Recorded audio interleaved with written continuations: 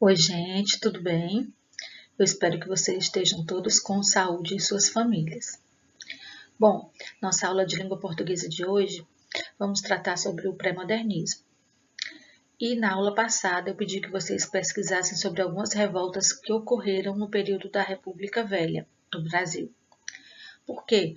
Porque esse período foi marcado, as obras desse período foram marcadas por todo esse contexto, né, por toda essa parte da nossa história. Então, eu quero só lembrar para vocês quem foram os nossos primeiros governantes a partir da proclamação da República, que foi em 15 de novembro de 1889.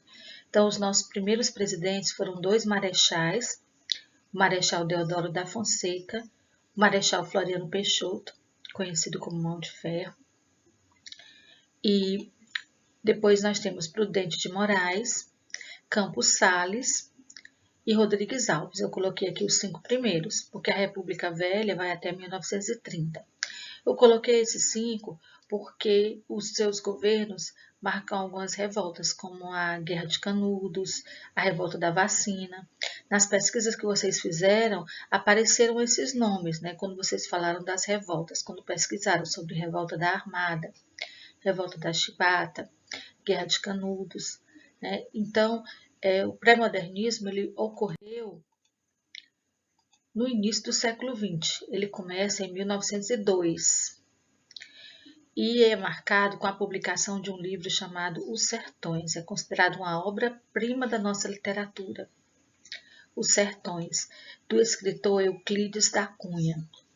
Então, o pré-modernismo, como o próprio nome diz, pré quer dizer antes. Então, é um período de 20 anos que antecede o modernismo. E ele nem é considerado um estilo de época, ele é considerado um momento de mudança. Então, o pré-modernismo são 20 anos que antecedem o modernismo, que nós vamos estudar durante todo o ano. Ele começa com essa obra que eu falei agora, Os Sertões, e ele termina em 1922 com a famosa Semana de Arte Moderna. São 20 anos de pré-modernismo, para que a gente comece a falar sobre o modernismo brasileiro. O pré-modernismo, como eu disse, não é considerado um estilo. É um momento de transição, de mudança, de passagem para o modernismo.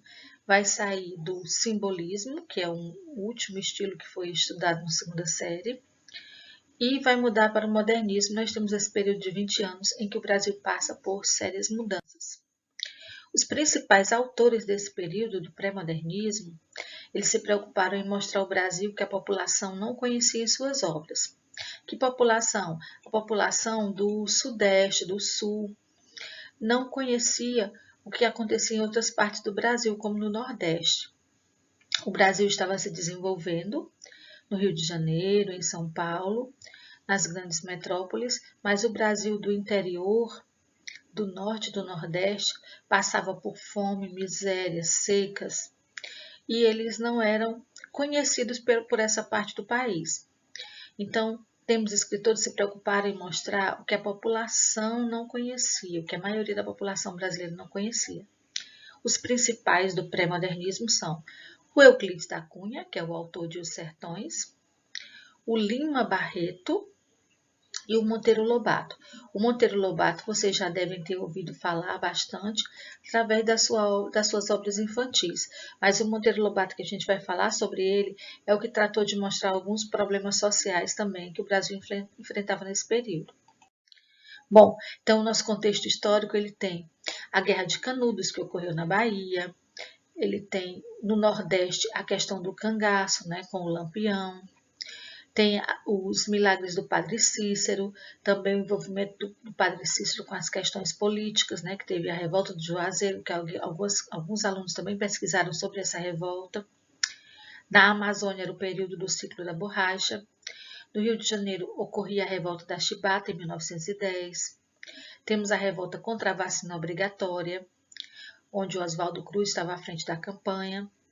É um período da República do Café com Leite, que é aquela alternância entre governantes de São Paulo, né, e de Minas Gerais.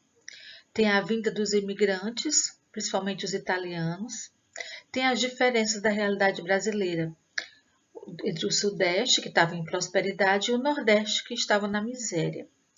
E a Europa se prepara para a Primeira Guerra Mundial, que ocorreu em 1914. Então, tudo isso ocorreu nesse período do início do século XX. Né? Bom, o pré-modernismo, ele faz a denúncia da realidade brasileira. Ele vai sair daquela questão idealizada do romantismo, que só enaltecia o país, a sua paisagem, né?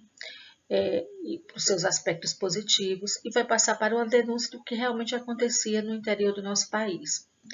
E ele vai denunciar a realidade, negando o que foi propagado pelo romantismo e pelo parnasianismo. E ele vai mostrar o Brasil que não era oficial, o Brasil do sertão nordestino, dos caboclos do interior de São Paulo, dos subúrbios, das periferias, né?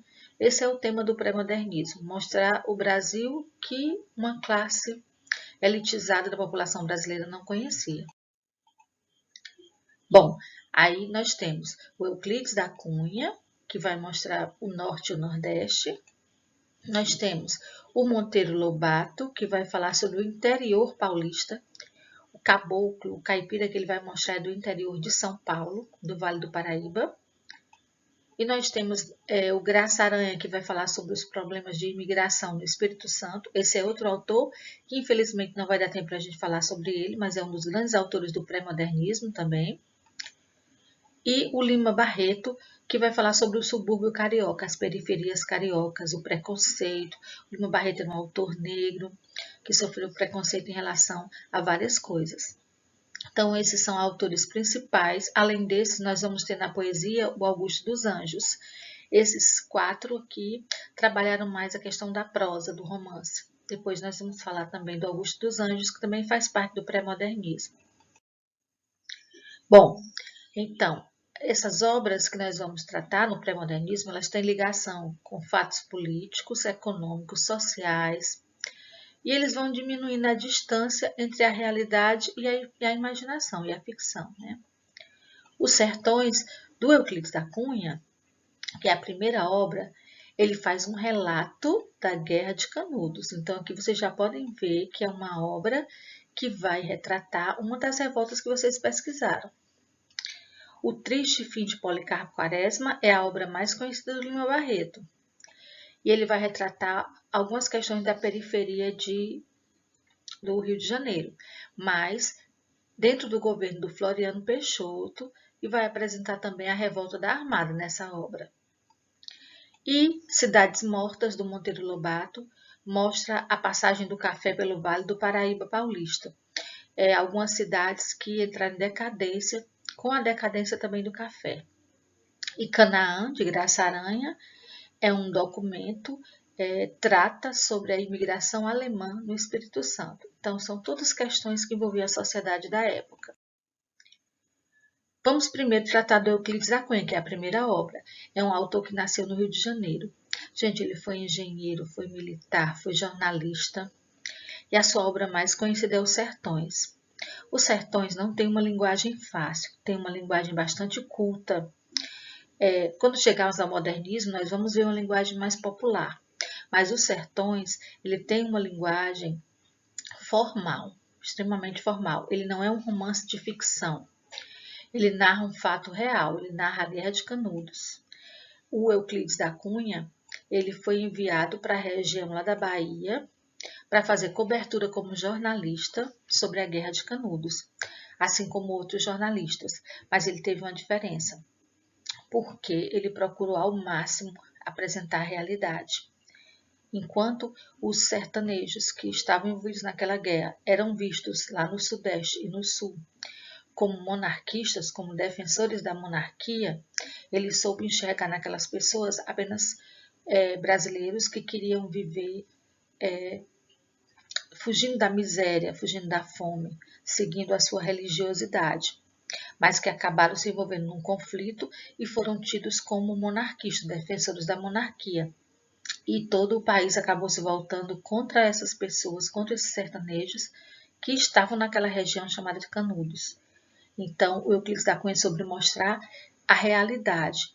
Ele fez uma cobertura que se diz que se ele não tivesse feito essa cobertura, a gente não conheceria tão bem a realidade do que houve no nosso Brasil, das mortes que aconteceram. A gente diz que a Guerra de Canudos foi um dos maiores massacres da nossa história.